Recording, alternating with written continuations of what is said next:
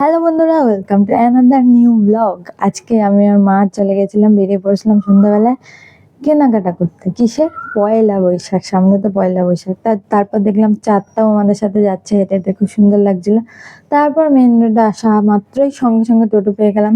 এবড়ো খেবড়ো রাস্তা পার করতে করতে আমরা চলে গেছিলাম স্টেশনে গিয়েই প্রথমে চলে গেছিলাম একটা সুতোর দোকানে। মার কিছু সুতো কেনার ছিল, ওখান থেকে কিছু পছন্দ করে মা সুতো কিনে নিয়ে টাকা দিয়ে ওখান থেকে আবার বেরিয়ে পড়েছিলাম। যা ভিড় ছিল এই রাস্তায়, পয়লা বৈশাখ আর এমনিতেও ছিল রবিবার। তারপর মা আরো কিছু কেনাকাটা করলো। তারপর একটু মন্দিরের সামনে দিয়ে যাচ্ছিলাম, সেখানে বাজারও বসেছিল।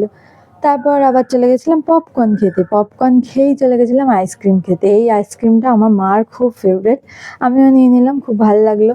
এই কুলফি মালাই আইসক্রিম ভালো ছিল খেতে। তারপর আসার সময় নিয়ে নিলাম একটা খাবার, বাড়ি গিয়ে দেখাবো কি। তারপর এটা আমাদের এখানে নতুন হয়েছে, জানি না কি কিছু হবে হয়তো। তারপর বাড়ি এসে গেলাম, ছিল চিকেন চাউমিন আর লাস্টে একটা কোল্ড ড্রিঙ্কস কিনে নিচ্ছিলাম। আমি তো এতক্ষণ চাউমিন খাই। তোমরা সাবস্ক্রাইব করে পাশে থেকো, টাটা।